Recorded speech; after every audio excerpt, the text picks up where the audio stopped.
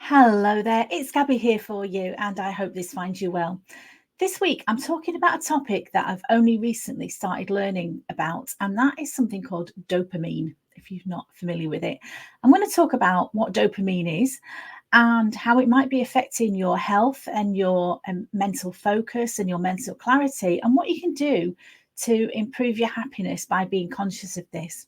So, this week, I'm going to explain what dopamine is and how it affects our brain and our behavior. I'm going to talk about the possibility you might want to consider a dopamine detox once you know what it is, the benefits of a dopamine detox, and why it's so relevant today. And then I'm going to give you 4 really simple steps that will help you to implement a dopamine detox if that's what you want to do. So, what is dopamine and why does it matter? So dopamine, basically, in very basic terms, it's a hormone, which is like a chemical messenger that comes from your brain to other parts of your body, and it controls motivation, pleasure, and reinforcement of behaviours. So it's not all bad. I'm not going to tell you this is all bad. I'm just asking you to be mindful of the role that it's playing in your life. So dopamine plays a role in how we feel pleasure and rewards. And we all want that. It's part of the human experience. It's a big part of our unique human ability to think and to plan. It helps us to focus towards goals and to find things in life interesting. Like most other systems in your body, you don't really know about it, or you don't notice it until something's gone wrong, or maybe it's causing you a problem. So too little or too much dopamine can lead to very many different health issues, and I'm going to talk about those. But it's become really to the fore, and people are talking about dopamine more and more now, because it's part of the modern world, if you like. The world that we live in, as we know, is changing so much.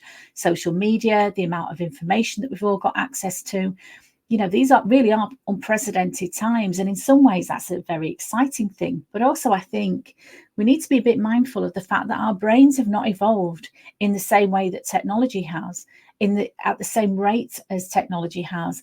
And so sometimes we just need to be a bit mindful about the way that we're using technology, the way we're reacting to all the information we have at our fingertips, and making sure that we can cope with it, we can process it.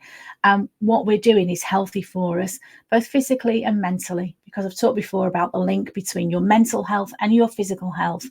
And as a cancer survivor, I'm very, very conscious of the fact my mental health, I know that affects my physical health and vice versa.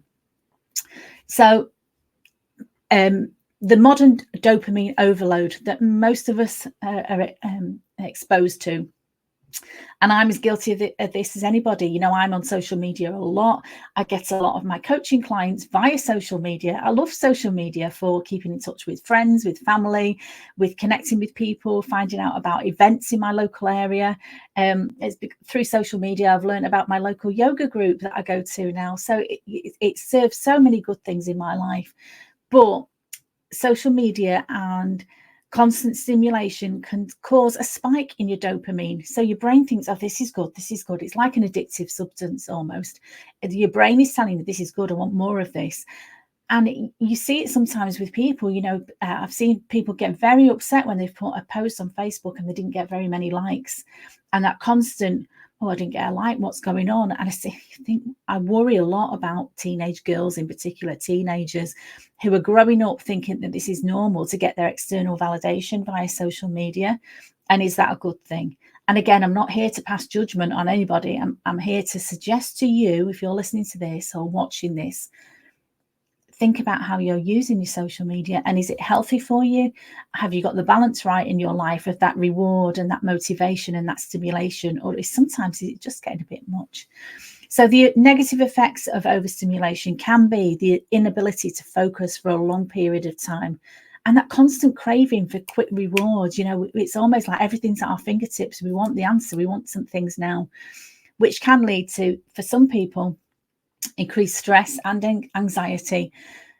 And conversely to that, reduce long-term satisfaction and joy, which is what we all want in life. We all know life's full of ups and downs, but sometimes when things are a little bit out of balance, when you've got that overstimulation and your brain isn't really keeping up with it, that's when things can sometimes go wrong. And it can be sometimes something that's causing you more of a problem than it is giving you joy. Okay, so I'm going to talk now about what is a dopamine detox. Why would you think about doing that? Is it something that might be useful for you? And basically what it is, it's a practice to reduce overstimulation from activities like social media, from gaming. I mean, that's not something I'm exposed to, but I do know I've got quite an addictive personality.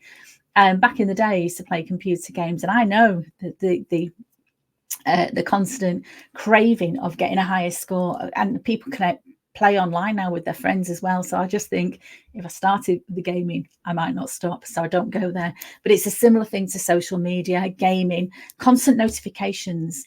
I've turned off a lot of the notifications on my phone because, again, you can't help but react to it sometimes. Oh, ping, ping, oh, who's that? It might be important. Nothing usually is that important you have to respond to straight away.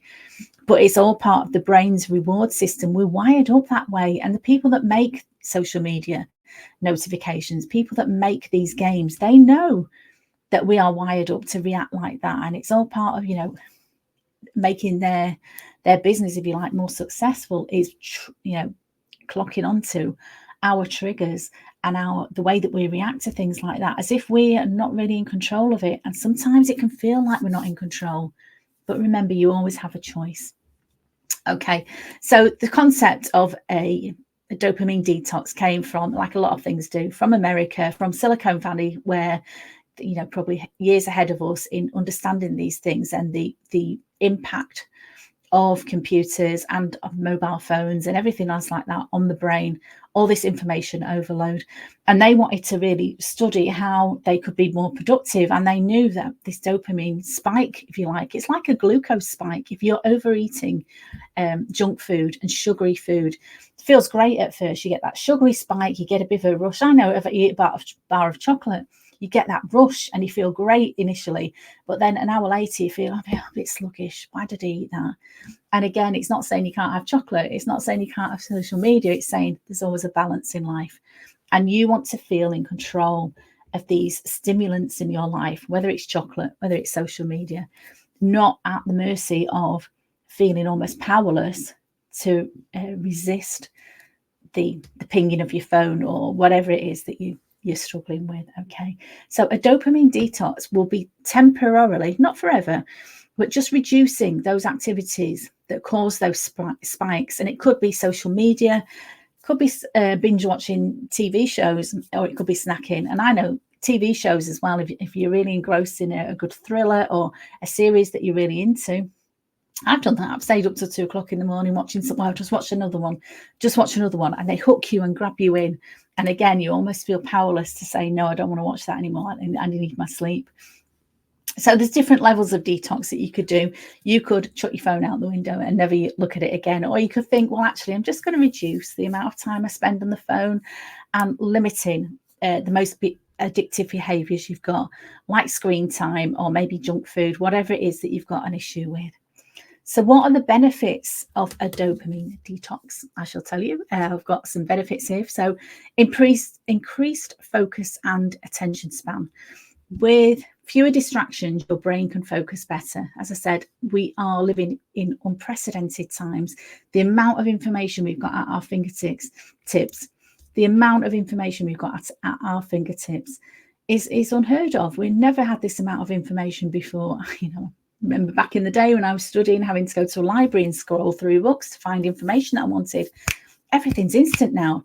Google or whatever search engine you look at, it's so much information is at your fingertips. You don't even have to search for it. I just turn my phone on, ping, ping, ping, all these news headlines come. Maybe for things I'm not really interested in. It's constant stimulation, constant information. And is that always good for us? So if we limit the amount of time we're looking at stuff like that, it can also give you the benefit of increased mental clarity. To remember, you're not like Pavlov's dog who's just responding mindlessly to a stimulus. You have choices. You can control the amount of time you spend looking at your phone, the amount of time you spend looking at a screen. Okay, and that will, I know it's worked for me, is enhance my motivation. When I'm working on a project now or working on a task that I want to finish, put my phone to one side, decide as and when I'm going to look at it, and give myself some space, literally some breathing space, some thinking space. And that for me has enhanced my motivation and made it easier for me to get stuff done. And studies have shown, there's many studies on this, that this will lead to an increase in overall happiness and satisfaction, which is what we all want, isn't it? Long-term happiness is not based on that dopamine hit, but in meaningful experiences and meaningful connections with the people around you, people that care about you, rather than just that instant information just making you feel better for a split second. So if you're interested in implementing a dopamine detox, I've got 4 steps for you, very simple steps, step-by-step guide of what you can do. First of all is think about the triggers. What is it that triggers you, that makes you react in that way? Is it a social media app? Is it snacking? Is it notifications on your phone? What is it? Just identify that first of all. Just think about it calmly and mindfully. And then decide that you're going to set some clear boundaries or a time frame. Decide on how long you're going to detox. It could be an hour. It could be a day a week. It could be at weekends that actually you want to switch your phone off, or you don't want to do those behaviours anymore at the weekend. You want to spend some time for you. Step 3 is to replace those distractions with some healthier alternatives. So things like exercising, mindfulness, journaling, or walks in nature are all excellent alternatives. And I live in the suburbs. I don't always get out in nature, but I know, rather than looking at my phone first thing in the morning, what I do now is I'm very mindful of this. My phone is charging in another room. I don't look at it first thing in the morning anymore.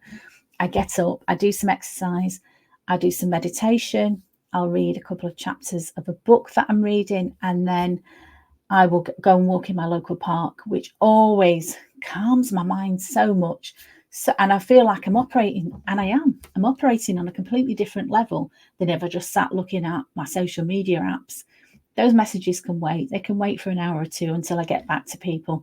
But that first hour in the day, and I've talked before about this, about setting yourself up for success and morning rituals that help me, replacing that constant looking at your phone and responding to things with things that you're very mindful that you've decided to do. And again, you're sending your brain very powerful message about you're in control of you.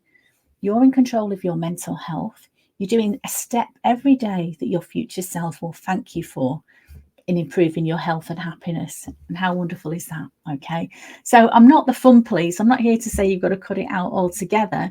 I'm saying just think about having a bit more balance. If this is something that's striking a chord with you, maybe having a bit more balance in your life would be helpful.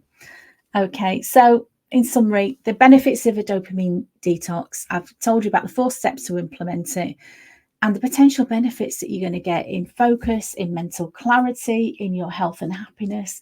It's really worth thinking about. So I'd encourage you to try it. Do a mini detox for a day or a weekend, or even just a couple of hours. But please get in touch with me. Share on social media, conversely, how you're getting on with that. PM me, send me an email. I would love to hear from you. And thank you so much for tuning in. You know that means the world to me. Please give me a like and a follow. Get in touch with me if I can help you with anything. As always, I'd urge you to have a wonderful week until I speak to you again. Stay safe and stay sane. And thank you so much for listening. Bye-bye.